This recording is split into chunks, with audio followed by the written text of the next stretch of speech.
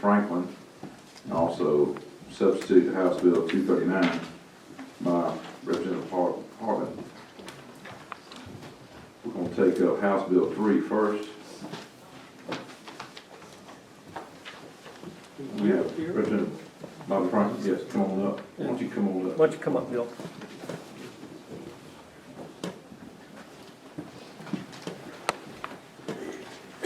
Thank you, Mr. Chairman. I've got Dr. Bill Greene is also here with me, who did the lion's share of the work in putting House Bill 3 together.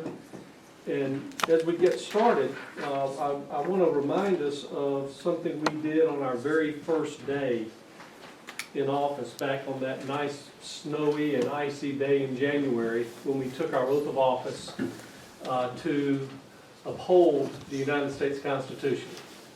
If I can interrupt you just a second. If we could open in prayer. Mind leading us in prayer, please. Let's pray. Gracious Heavenly Father, Lord God, we just thank you for all the gifts of life, Father. We thank you for the ability to assemble in a free nation. And Father, we just ask that we can follow your will in everything that we do. We thank you for our founding fathers and the way they put you first in their lives and as they founded this country, Father. We thank you for Bobby Franklin and his love of you and his love of his country. And we just pray that everything we do and consider today be good, perfect, and pleasing in your sight. These things we ask and pray in Christ Jesus' name. Amen. Thank you. When we took that oath of office in January to uphold the Constitution, that was an oath we did take to God to be faithful to the Constitution. And part of the Constitution that we took that oath to uphold says in Article 1, Section 10, that no state shall make anything but gold and silver coin a tender in payment of debts. And for decades now, since the current Federal Reserve notes have ceased being backed by gold or silver, the state of Georgia, as well as all other states, have been out of compliance with the Constitution. So in other words, our state has been acting lawlessly. And another term for lawless can be described as criminal. And so the issue before us today is not whether the state will pay its obligations in gold or silver coin, but what's the best way to go about doing it, since the Constitution, which is the supreme law, humanly speaking, mandates it.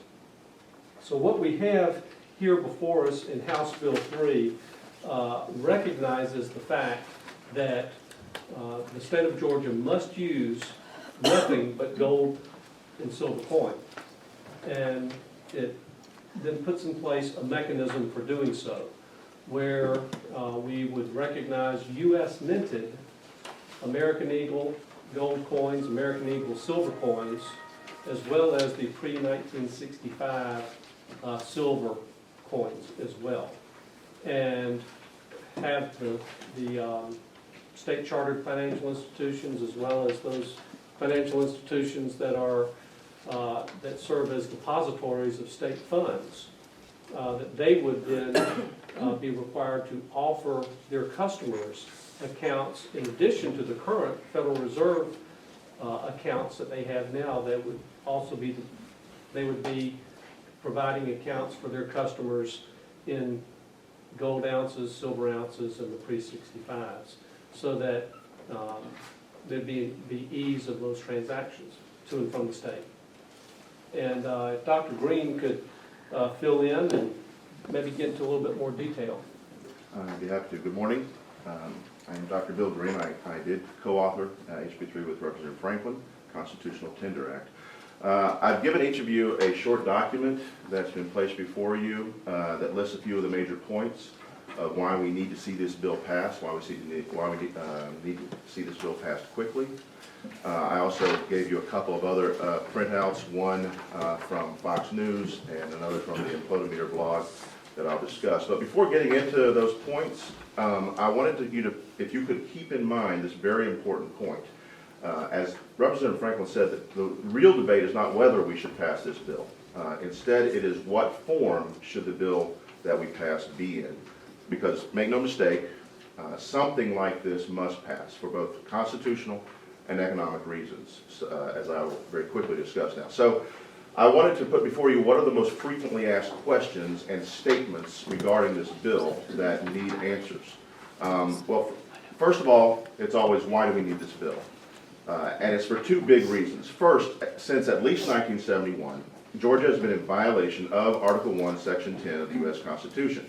Those very plain, very clear words read, "No state shall make anything but gold and silver coin a tender in payment of debts." In other words, no state may make anything except gold and silver coins a valid means to pay any kind of debts that are owed. Federal Reserve notes are not backed by gold or silver anymore, so Georgia is constitutionally required to return to the use of gold and silver coins for payment of all debts owed by and to the state. Second of all, for why we need the bill, is Federal Reserve notes are rapidly decreasing in purchasing power compared to gold and silver. All you have to do is look at rising prices to see that this is true. This means that the citizens of Georgia are rapidly being robbed by inflation of their hard-earned money. For example, because the Georgia legislature failed to pass this bill when it was first introduced during the last session, the pension funds managed by the state of Georgia lost over 40% of their purchasing power. If we had simply returned to obeying the Constitution, some of the most vulnerable members of society, those on pensions, would now have 40% more funds to live on than they have ended up with. Another question often asked is, does anyone else in the world use gold and silver coins? 2 years ago, when that question was asked, the answer was simply no. Since then, however, a lot has happened along those lines. You have states in Indonesia that now use gold and silver coins alongside of their paper currency. Political and economic leaders around the world began talking about going to a monetary standard that would include gold and silver. And perhaps most importantly, Georgia is no longer alone in introducing gold and silver money bills to the state legislature. In fact, there are now 14 states that have introduced such legislation, and Idaho will become the 15th state to do so this week. And of course, the big news last week that I gave you a printout of was that the Utah House of Representatives passed their gold and silver tender bill, and it has now gone to their Senate for a vote. Wise legislators are now recognizing that we need to take this action for both constitutional and practical economic reasons. I'll just go through one or two more of these. You have the handout in front of you. But another question often asked is, my dollar bill says this note is legal tender for all debts, public and private. That means Georgia can use Federal Reserve notes, doesn't it? And the answer is simply no. If Congress passed a bill requiring Georgia to mint its own coins, Georgia would still not be allowed to mint them, since that would put them in violation of Article 1, Section 10 of the Constitution that reads, "No state shall coin money." The Constitution is the supreme law of the land. Any law that Congress passes, which is made in direct contradiction to it, is not a valid law. Just as a law requiring Georgia to coin money would have to be ignored by Georgia, so also a law requiring Georgia to make anything except gold and silver coins a valid means to pay debts would also have to be ignored by Georgia. And then finally, this last one I'd like to put before you, a statement that's often heard made, especially by lobbyists for the banking industry, is if this bill passes, it will change the way banks do business in Georgia. Well, guess what? Georgia leads the nation in bank failures. So maybe the banks in Georgia ought to change the way that they do business. If this bill passes and banks in Georgia allow their customers to establish gold and silver accounts, there would be a huge influx of customers, not only from across Georgia, but from across the nation. This would be the Georgia banking industry's best opportunity to attract new types of accounts that would give them an increased reserve of over $2.2 billion in value in Georgia's banks. Because right now, no other state is offering this service to its banks. But that's not going to stay true forever. As I said, you've got 15 states that are introducing these, and Utah has just passed theirs in the House. So it's going to be whoever's first to market, that the banks are going to be able to profit from this. And in fact, what that'll do in Georgia is turn us around from being the #1 state in the nation for failing banks to the #1 state in the nation for successful banks. So just in conclusion there, I hope that that you understand, again, that the real question is not whether we should do something like this. The question is, how should we do something like this? If you don't like this bill that's before you, then let's take it up and modify it. Let's mark it up. Let's do things to it. That's what legislatures do. That's what they're for.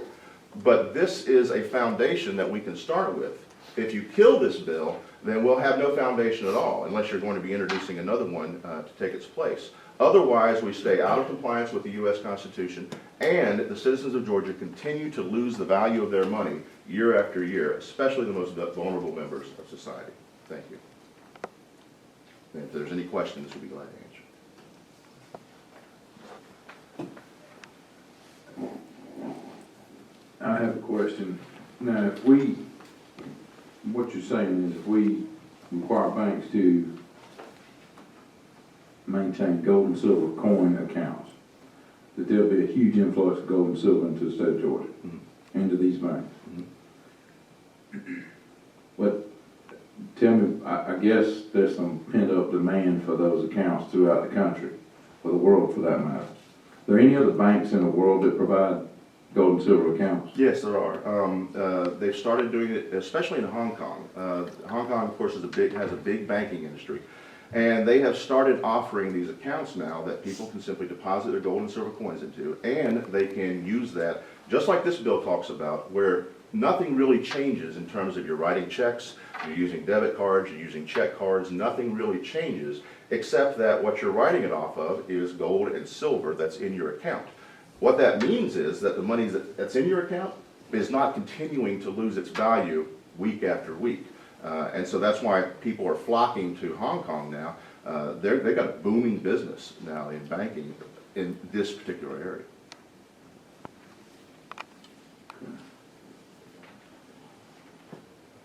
It's interesting because they've also started marketing in 3 different states in the U.S. ATMs that you put your money in and you get gold out of. But I don't see that's a necessity right now. Wait. They've got ATMs where you can put your card in and you can get gold coins out of it? Yes. In Hong Kong? No, in America now. It started in, I think, the Middle East and moved here. One of the things I want to emphasize then is that it really is, in terms of the consumer, and in terms of really everybody, there's no difference in how things would operate. If you go to the store and you want to write a check or a check card or whatever you're doing, you're just doing it just like you would always do with your bank. It's just that there's now going to be accounts, segregated accounts of gold and silver. The way that it's laid out in this bill is the best way that we could come up with, but if the wise legislators of the state of Georgia come up with better ways, let's do that instead. Okay. Representative Harden. All right, I guess I'm probably a little slow on this, but if the Constitution says that we can't make anything but gold and silver coins a tender in payment of debts, then aren't we technically violating the Constitution if we use a charge card or a debit card or a check? No, actually, the Supreme Court has ruled in a number of cases over the years that if you're using something that is backed by those actual silver and gold coins, then it is the same as using those actual silver and gold coins. But the reason that we're bringing this up is because Federal Reserve notes are not backed by gold and silver and haven't been since at least 1971 and probably earlier. All right, another, I guess, practical question is there enough gold and silver coin for everyone to replace their deposits with gold and silver coins? That's a great question, one that gets often asked, and the answer is absolutely. In fact, this bill requires that we use legal tender gold and silver coins, minted by the U.S. Mint. The U.S. Mint is under direct obligation under the law that they are required to mint sufficient quantities for whatever the demand is. And so if Georgia is demanding it, then they have to mint sufficient quantities. If the citizens are demanding it, they have to mint sufficient quantities. All right, but now we are not backed by gold currently, Right. as you said. Right. So that, do we have the gold reserves that would allow us to mint enough gold coins then? Do we have the gold reserves? I mean, where is this gold they are required to mint the coins? Where is the gold coming from the mint of coins? Oh, there's more than enough in the world supply right now. All right, but do we in the United States actually have access to that for the mint? We do, and I want to emphasize also, this bill is not a federal bill in terms of putting the dollar back on the gold standard. That this is a state level bill only. And so the gold and the silver that is available in the U.S. today, just in the U.S., not just in the world, is more than sufficient to meet the demands of people starting to use them as money again, which is what they are. All right, now, a depositor who currently has $1,000 in their checking account, how would that depositor practically go about getting $1,000 worth of gold? Which would not be, but what, less than an ounce now, is that? It is, correct? About 3/4 of an ounce. Right, because a dollar bill is now worth only about 1/1400 of an ounce of gold. Yeah. The simple way is for banks, if banks are smart, then they will be offering these services to their customers. A customer says, I've got $1,000, I want it converted to gold currency, I want it converted to silver currency. And the bank says, no problem. And they simply convert it like they would convert any other currency. It's simply money. If you go to a major bank and say, I would like to convert my Federal Reserve notes into Deutsche Bank marks, then they would say, sure, and they would convert that for you. It's just simple So is currency that conversion. depositor's $1,000 then equivalent to less? The conversion, what I'm saying is those reserve notes are not worth $1,000. That's what we're saying, not backed by gold.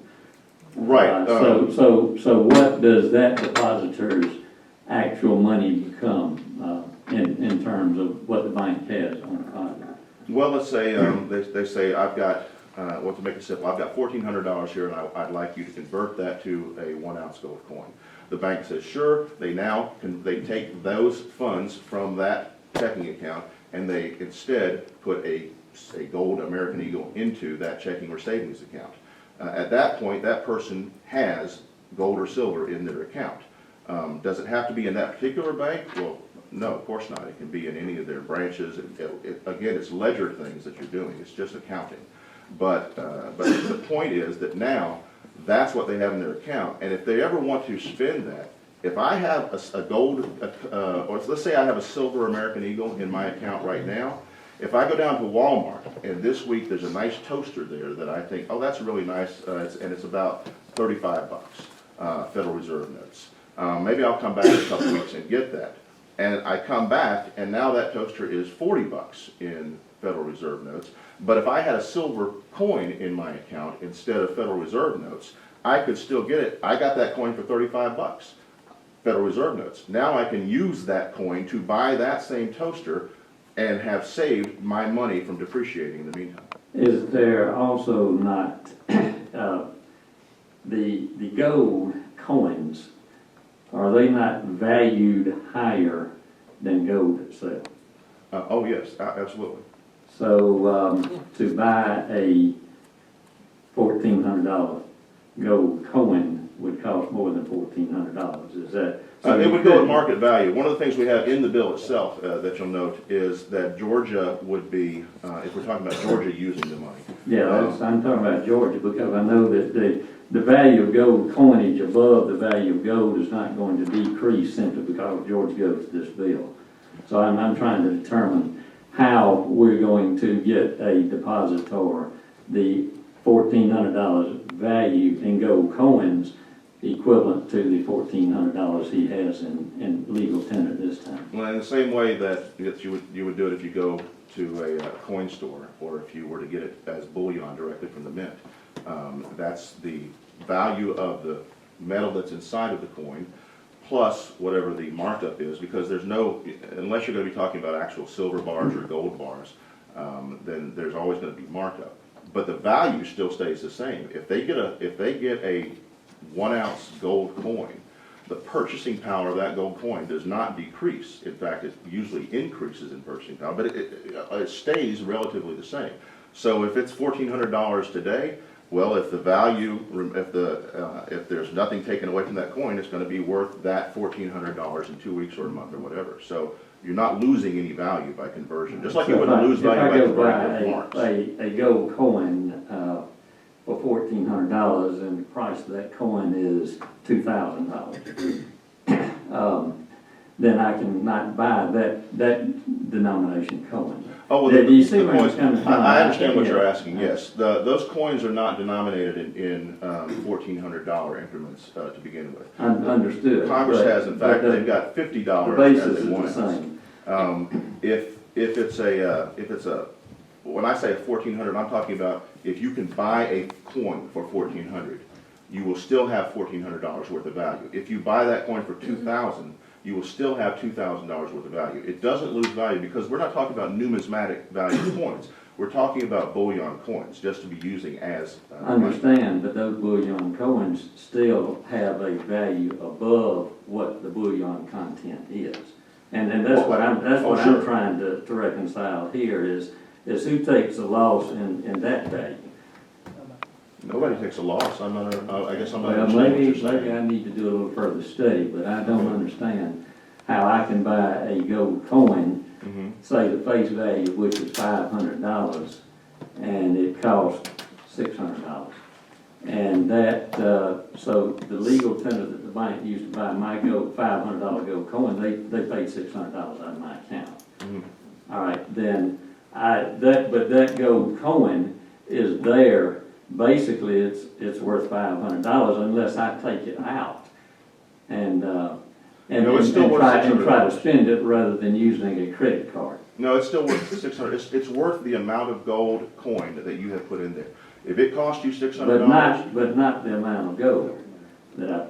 Well, no, in the The same way. amount of gold and the amount of gold coin are different. Now, and I don't want to prolong. That's fine. But I'm just, I'm having a little trouble seeing how these conversion rates and the increased cost of coin as compared to bullion are gonna work into this equation before I Well, go when any further. I say And that's- bullion is a silver coin or a gold coin. They call that bullion. And so, yes, the silver content is worth less than the coin itself, but the value that you hold in that coin, in the coin itself, doesn't go away. The purchasing value stays the same. Nobody loses out on anything. As a consumer. All right, I'll do a little more research Okay, into sure. that. Thank you very much. Thank you. Representative Williamson? Excuse me, Doctor, I missed the part of the introduction. What's your name again? Bill Greene. Dr. Greene, just out of curiosity, what's your doctorate in, economics or? No, my ABD is international relations, political science, and my PhD is in theology. Okay. And just part of my disclosure is I am a bank owner. I tell people, my friends all the time, I've owned community banks for about part of 25 years. So I'm very interested in any way that community banks can make money. But I'm not a professional banker, and there is a disconnect between the two. You wouldn't want me trying to balance a drawer, working as hard as the teleline does. So, but I understand the ownership side of banking. And in reading the bill, lines 64 through 75, you do talk about the Federal Reserve County Unit dollars, which is what we're using now. Mm-hmm. You're talking about gold legal accounts and pre-65 silver accounts. Mm-hmm. Do I understand basically what you're saying is that there would be three, using our computer technology, there'd be basically three accounting metrics set up in the banking system? Four really, because we're Okay. talking about Silver Eagle accounts as well. Excuse me, I missed that number Yeah. four. So there'd be four. Mhm. And then if you have we call them demand deposit accounts, basically a checking account, you pre-select what monetary unit you want your checking account to be able to access. Sure, sure. Okay. And again, banks would be, there's wide latitude and regulations I'm sure would have to be put in place, but there's wide latitude for how banks want to do that, what type of services they want to offer in offering those accounts. Do they want to do it, are they going to say, we're going to charge you for having these kind of accounts, for keeping your money in our bank, like banks used to do? Or are they gonna say, well, we're not gonna charge you because that bank's gonna charge you, we want your business? There's wide latitude for banks. What I'm more concerned about is facilitating trade, and I like the example of the coffee pot or whatever, $35 in Federal Reserve counting unit dollars, and the same day you might have purchased 35, the equivalent values, put it that way, in the Federal Reserve counting unit dollars in a Go Legal account, Yeah, or Silver Eagle. or Silver Eagle account, or pre-1965 Silver account. Right. So what I understand you say, you would still have, the banking system would still be able to deliver a debit card or a credit card for that matter, denominated in your, let's use Go Legal account dollars. How is the merchant gonna be able to track it on the, how is the merchant, the Walmarts, or the mom and pop convenience stores gonna be able to track the relative movement in these 4 different accounting units at the point of sale?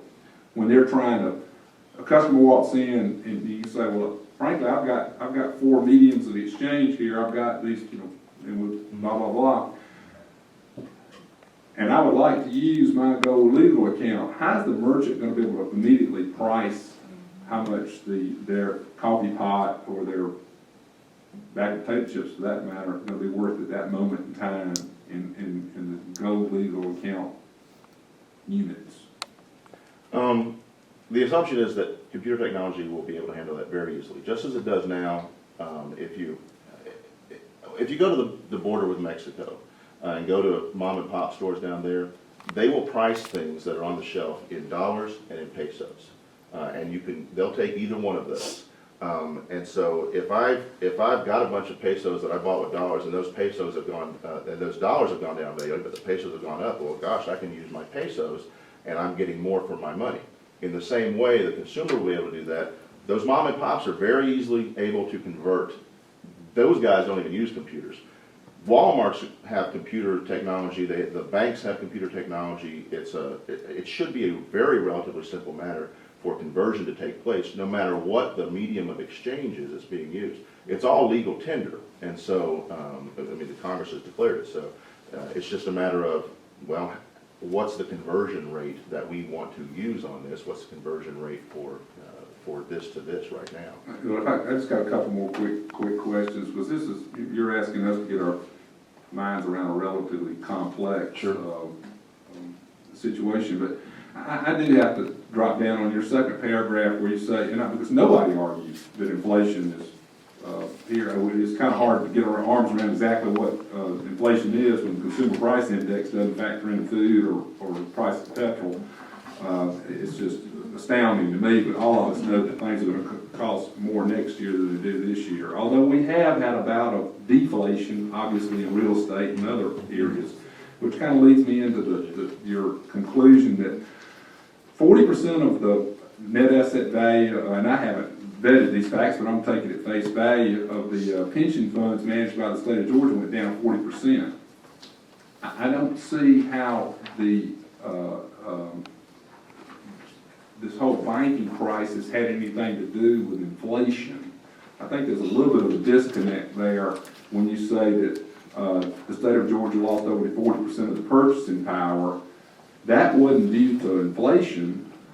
That was due to a worldwide banking crisis, not principally driven by inflation, but by bad banking practices, bad investment practices, some poor regulatory oversight, securitization by Wall Street of synthetic credit default swaps and things that just, frankly, are just hard to understand by the layman. So I think you need to probably revisit the conclusion that a lack of being on some sort of goal-based standard led to a decline in the net asset value of the state of Georgia's pension plans by more than 40%. We can talk about that. Well, if I could explain it very quickly. Sure. It was actually very simply drawn up, and if you look at the article that I printed off, this is a new article, and you can, in your whatever time you want, it actually talks about this. When this bill was introduced in the last session, for example, gold, the gold to Federal Reserve note ratio was about $800 and something to an ounce of gold. Right. The gold to Federal Reserve note ratio now is $1,300 to $1,400 to an ounce of gold. that purchasing power, then, if it had been in gold that was in those pension accounts, just like, I have an IRA that has, instead of Federal Reserve notes in it, gold and silver, because Congress passed laws that said I can do that. My 401k is a 201k now, but my IRA it has gotten a lot better. In the same way, the purchasing power of the money that's in those pensions has decreased by that 40%. All you have to do is look at what could have been in there in terms of gold and silver, and what was in there instead. But as inflation. But it had nothing to do with the banking crisis. And I'm gonna wrap this up real quick, Mr. Chairman. I think that as many of us used inflation and ramp up in real estate values, none of us walked away from those great profits that we had that were driven by inflation. A lot of this gets back to being capitalists, just picking what we think is the best way to, with our hard-earned money, to make money. And is it not true that, you know, there's been, I know I've had a Fidelity mutual account denominated in gold for years and years and years. And if I chose to, I could liquidate a portion of that, convert it immediately into Federal Reserve accounting unit dollars and pay a debt. And that's similar to what you're doing in your IRA. There's nothing to keep any citizen from physically purchasing gold coin and using it at the border of Mexico, or now be a little bit more problematic using it at Walmart, but you can sell it and immediately convert it into a Federal Reserve note and get to accomplish the same thing. And I have many friends that choose to do that. So I guess the final point is, this all goes back to a federal program problem, because I'm assuming that we wouldn't be in this fix if the United States had never gone off the gold standard to begin with. Is that not true? Probably so. I mean, there's a lot of other factors obviously involved, but yeah, the U.S. dollar since the beginning of the Federal Reserve System has lost 95% of its value. So we definitely would be better off without doing that. Well, I've got a lot of other sidebar questions that would be interesting to talk to you about, but I won't take any more of the committee's time. But thank you for answering the questions, and thank you for being here today. Absolutely. Representative Burns. Quick question, Dr. Greene. I'm a little bit, don't get the connect between the value of the coins and the value of the bullion. And because we know that gold and silver are traded as commodities and there are tremendous swings in the value of it. So how does that affect when gold prices drop by 200 or 300%? How does that affect the value of the coins? Does it have any effect on them? Well, yeah, the value of coins is dependent on the value of the metal inside of them. But again, keep in mind that when you're talking about the relative value between, say, gold coins and dollar bills, it's not how much can a dollar bill buy, it's what is the conversion ratio, just like with any other currency. So while many times it's looked at as a commodity, unless you're looking at other currencies as commodities too, gold is simply money, silver is simply money. And so what we're seeing is the value of gold and silver, the purchasing power has not gone up.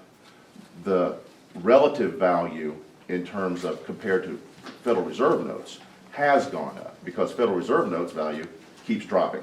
And the more Federal Reserve note value drops, the more of those Federal Reserve notes it takes to buy an ounce of gold or an ounce of silver. Does that depend on how much the value of the gold and silver bullion is? No, it depends on how much the value of the dollar is. And so as more and more dollars, as quantitative easing keeps being pushed into the economy, the value of the dollar continues to decline. And if they end up monetizing the debt, then it could be hyperinflation. We'd really be in problem. You said quantitative what? Quantitative easing, the Federal Reserve's quantitative easing program, pumping money out of thin air. And just as an example that helps me, being from Alabama, is if all you've got in the economy is one Federal Reserve accounting unit dollar and one pencil, then that pencil is worth one Federal Reserve accounting unit dollar. But now, say you've got quantitative easing and now there are two Federal Reserve accounting unit dollars, there's still only one pencil. And so the pencils didn't change, but it now takes two to equal the pencil.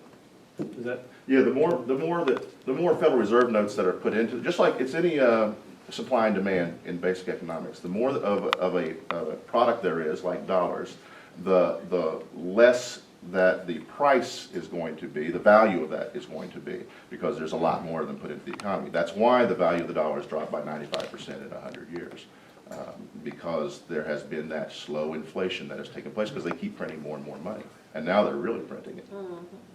But the value of that coin also drops to a point when bullion prices drop also. Well, the purchasing value does. The purchasing value stays the same. It's just in comparison to dollars. If the value of the dollar shoots up, you will see that in comparison to gold, yes, the value in dollars will go down. But I don't think that's happening. As you see it right now. Thank you, Mr. Chairman. Thank you, Dr. Greene. Thank you. I want to clarify what you just said. If the value of gold goes up and dollars are denominated in gold, the value of the dollar goes down? Yeah, or really vice versa is how it's working. As the value of the dollar goes down, the value, not the purchasing value, but the value compared to dollars of that gold goes up. Representative Smith? Good morning. Good morning. First, let me apologize for being tardy. I wasn't late. I got a late notification. I was here last night to the body. But I wanted to ask you a question. How will an approval or a plus from this subcommittee to the general body help the fiscal vibrancy of the state of Georgia if we were to approve something of this magnitude? I've read up on all of this and I'm leading this way.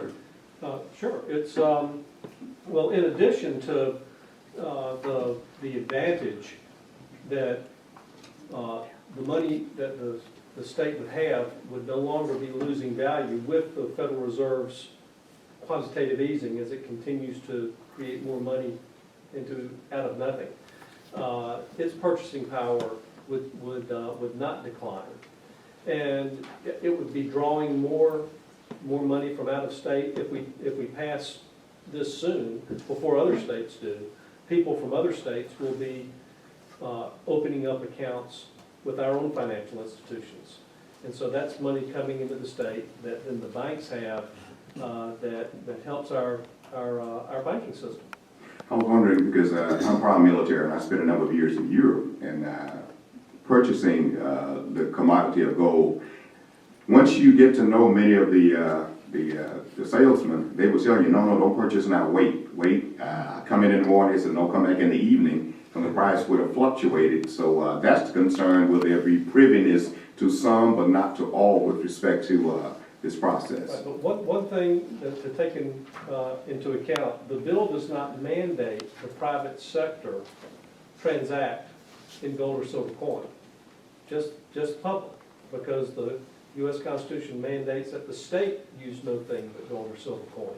So Walmart might say, or mom and pop might say, no, we're not taking those. And they have every right to do that. Now, where they then get their gold or silver to pay their taxes, they might want to.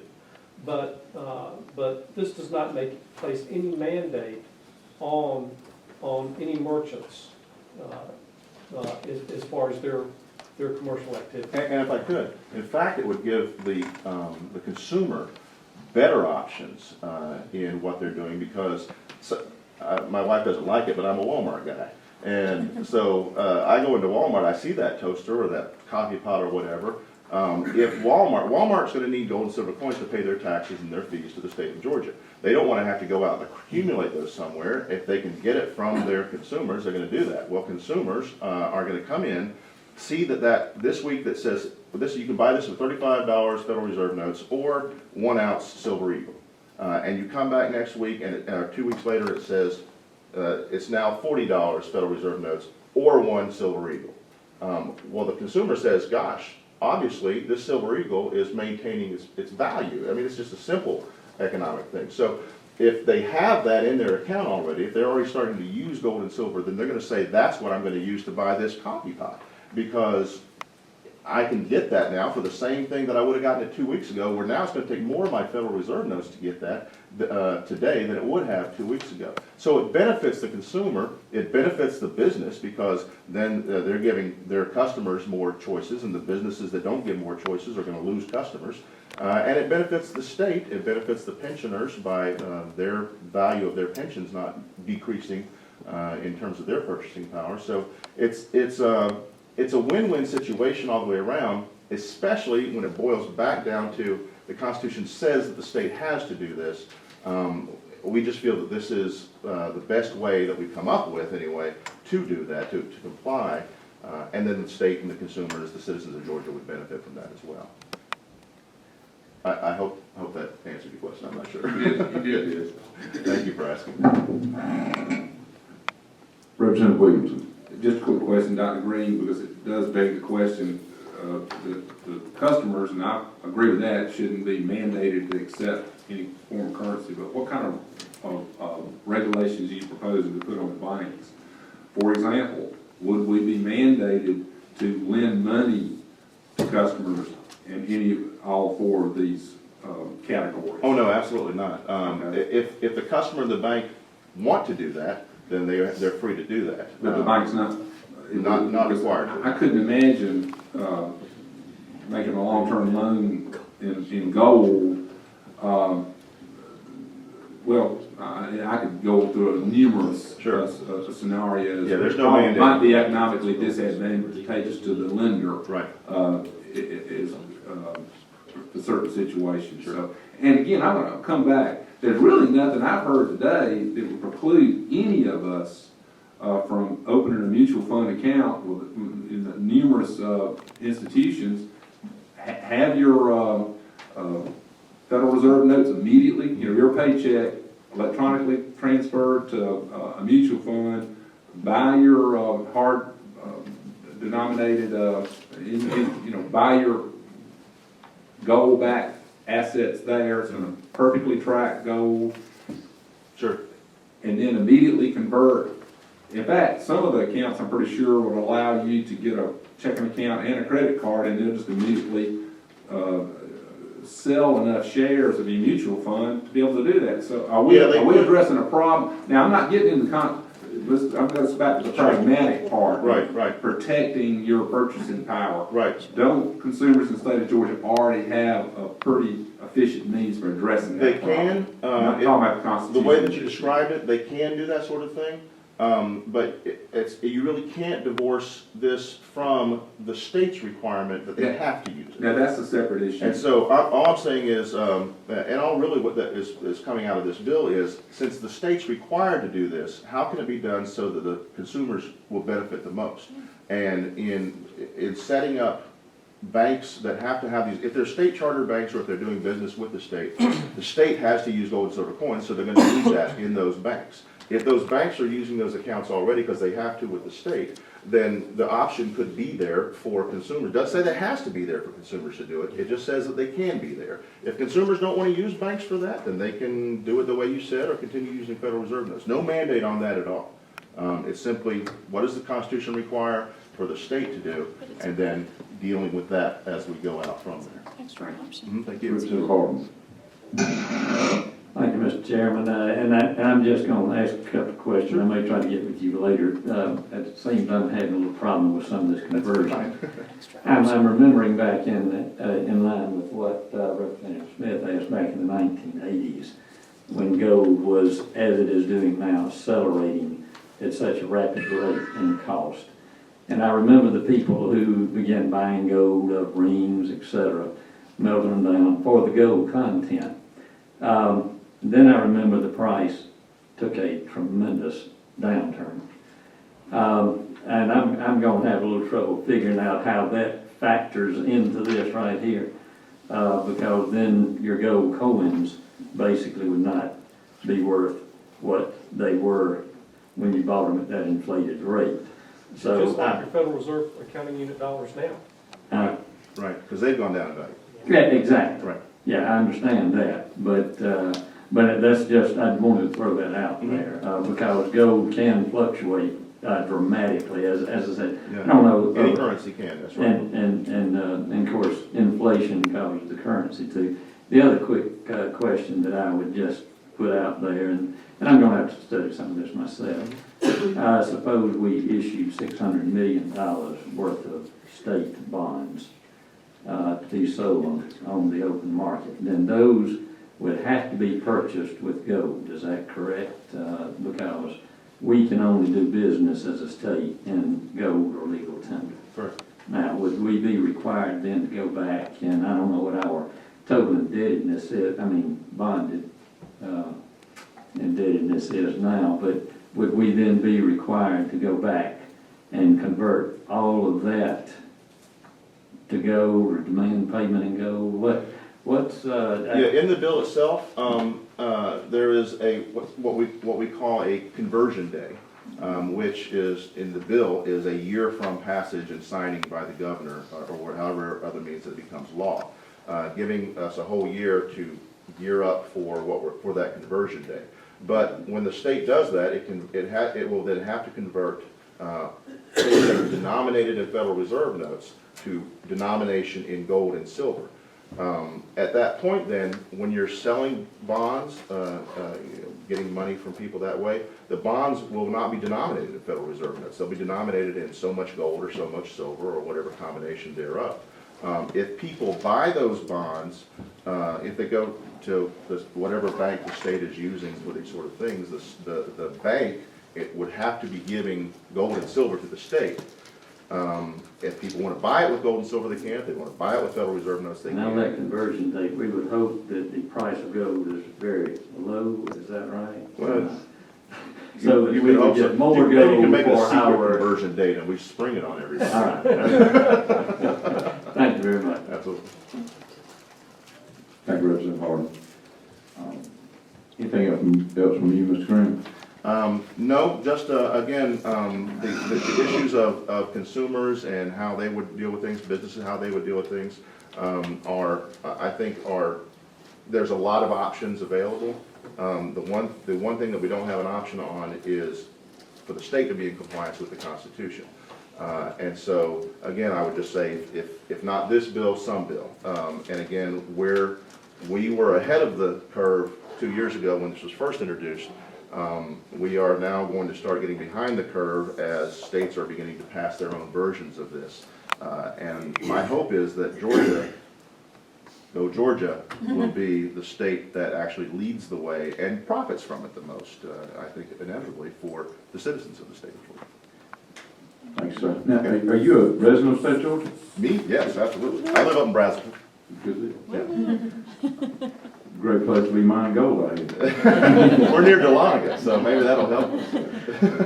Thanks, sir. Thank you. I'd like to recognize Bill Evelyn.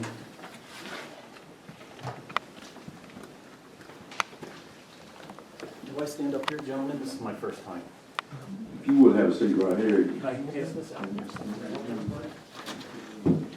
I'm not here today to go through the questions of my